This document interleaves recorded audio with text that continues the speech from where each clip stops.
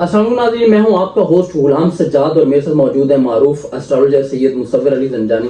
आज हम उनसे क्रिकेट पर बात करेंगे। वही अगर मगर वाला मामला आन के खड़ा हो गया है। कल इंग्लैंड ने न्यूजीलैंड को हराया तो पाकिस्तानी की उम्मीदें जाग उठी कि श्रीलंका को पाकिस्तान हरा कर वो भी अच्छे रन रेट से तो सेमीफाइनल में जा सकता है। तो इस पर शाह साहब से पूछेंगे आज के अगर मगर के अंदर कोई गुंजाइश है सितारों की चाल में या नहीं। अस्सलाम वालेकुम सर, क्या देख रहे हैं, पाकिस्तान सेमीफाइनल में जा रहा है कि नहीं?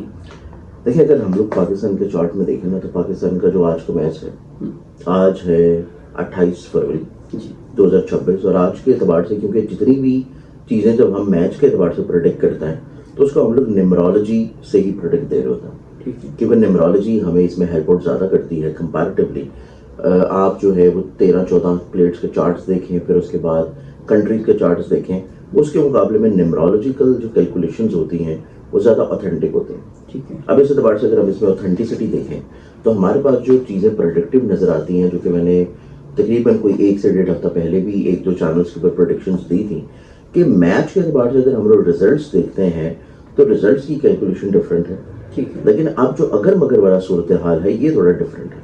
अच्छा। अब अगर मगर की सूरत हाल में ये है कि पाकिस्तान को सिर्फ जीतना नहीं है, पाकिस्तान को 60 to 65 रन के मार्जिन के साथ जीतना है, जो कि एक बहुत बड़ा मार्जिन है श्रीलंकन टीम के साथ। या फिर अगर पाकिस्तान चेस कर रहा है तो पाकिस्तान को जो भी स्कोर श्रीलंका कर रहा है उसको पाकिस्तान ने 13 ओवरों के अंदर अंदर चेस करना। अगर ये दो चीजें पाकिस्तान कर लेता है तो फिर जाके कहीं पाकिस्तान का रन रेट बेहतर होगा न्यूजीलैंड से कि पाकिस्तान किसी तौर पे सेमीफाइनल में आ जाए।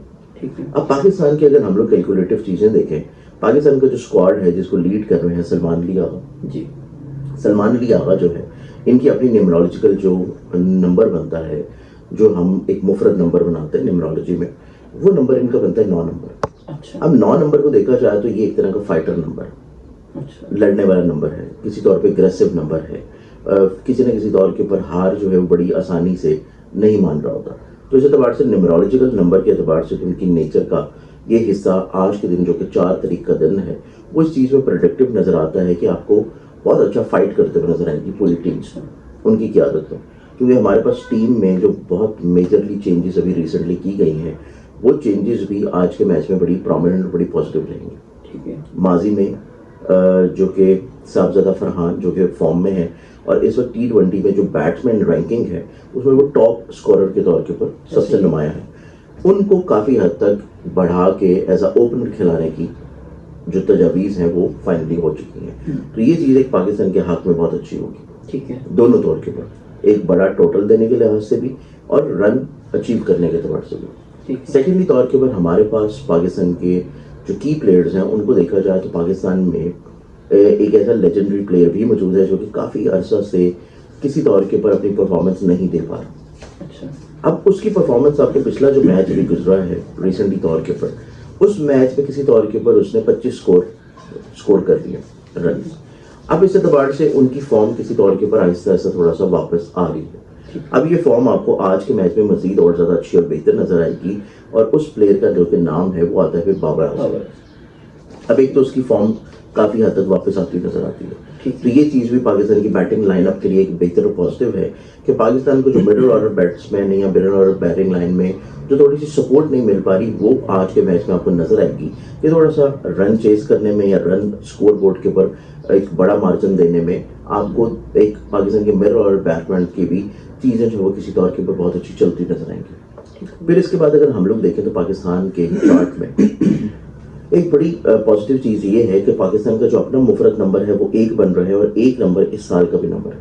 अच्छा। अब 1 नंबर चूंकि इस साल को भी रिलेट करता है, शम्स का नंबर है, डोमिनेंसी का, इज्जत का, स्पिरिटी का, पॉजिटिविटी का और किसी न किसी तौर के ऊपर इज्जत हासिल करने के एतबार से भी बहुत इंपॉर्टेंट है।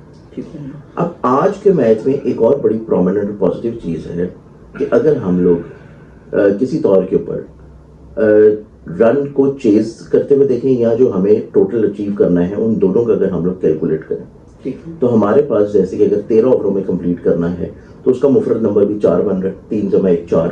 अब वो 4 जो है वो आज की डेट का भी नंबर है और आज की डेट के एतबार से चीज़ें हमारे पास जो दूसरा कैप्टन है जो कि शनाका है, ठीक अब शनाका के जायके में देखा जाए तो उनके चार्ट में उनका जो न्यूमरोलॉजिकल नंबर बनता है वो इस चीज को रिलेट कर रहा है कि उनका जो मुफरद नंबर है वो आता है 6 नंबर।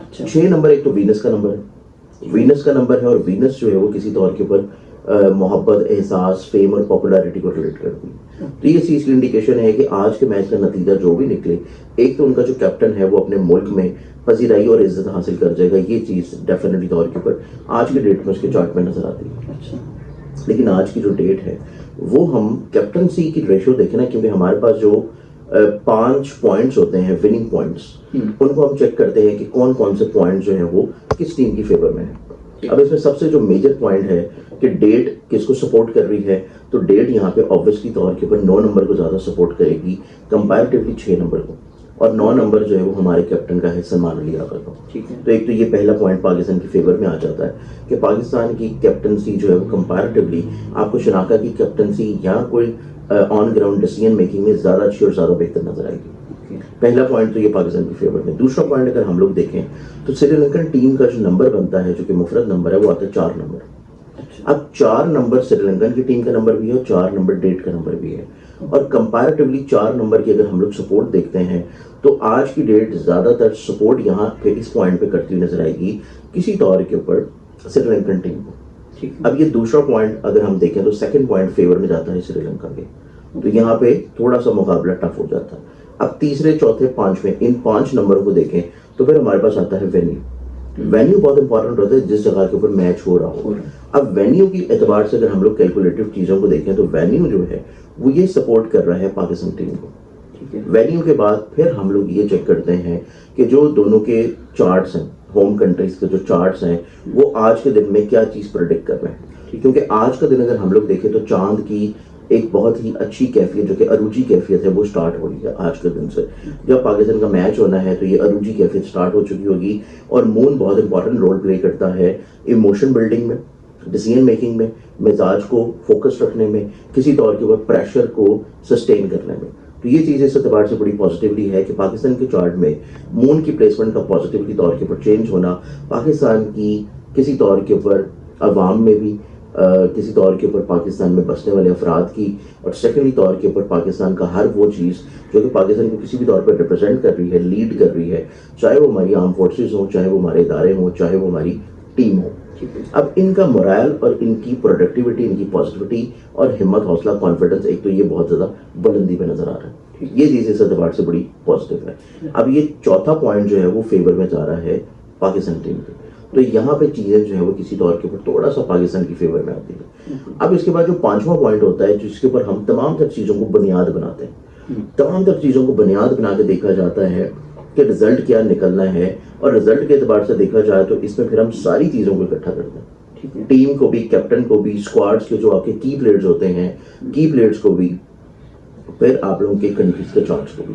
तो ये तमाम तर चीज़ों को अगर कैलकुलेट करके जो 5वां मेन बहुत बड़ा पॉइंट है उसके रिजल्ट्स देखें तो वो रिजल्ट्स भी पाकिस्तान की फेवर में नजर आते हैं कि आज का मैच जो है वो किसी तौर के ऊपर पाकिस्तान इंशाल्लाह जीत लेगा। एक तो ये चीज़ बिल्कुल वाज़ेह और क्लियर नजर आती है प्रोडक्टिव तौर के ऊपर न्यूमरोलॉजी में। अब दूसरी चीज़ ये है कि आया वो उस मार्जिन को अचीव कर पाएगा कि नहीं, जो मार्जिन अभी इसको सेमीफाइनल में जाते हुए नजर आते हैं कि नहीं, क्योंकि आगे हमारे पास 3 तारीख को जो है वो ग्रहण आ रहा है। 3 तारीख को ग्रहण है, और इस एतबार से 3 का जो ग्रहण है उसके प्री इफेक्ट्स काफी हद तक अभी शुरू हो चुके हैं। अब वो ग्रहण पाकिस्तान के चार्ट में लगना है, जो पाकिस्तान का बुनियादी जायजा है पाकिस्तान के 5वें घर में, और इसके अलावा जो पाकिस्तान का नया चार्ट है उसमें वो ग्रहण लग रहा है पाकिस्तान के 4थे घर में। तो 4थे 5वें में दोनों चार्ट्स के एतबार से अगर हम लोग ग्रहण को देखें तो ग्रहण के प्री इफेक्ट्स किसी तौर के ऊपर थोड़ा सा कॉन्फिडेंस को लूज करते हैं। अब यहाँ पे ये रिजल्ट नजर आता है कि पाकिस्तान जीत तो जरूर जाएगा, लेकिन पाकिस्तान का अपने इस टोटल को अचीव करना, जो कि पाकिस्तान को एक मुश्किल टास्क मिल गया है कि या तो आप 65 का मार्जिन ले आए या फिर आप 13 ओवर्स में कर लें।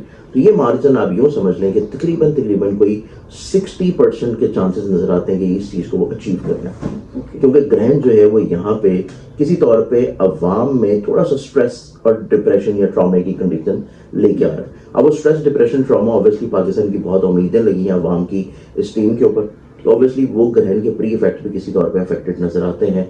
तो इस लिहाज से इसमें आप 60 to 65% चांसेस कह सकते हैं कि किसी तौर के ऊपर पाकिस्तान जो है वो उस टारगेट को करीब करीब से पहुंच जाए या उसको अचीव कर ले।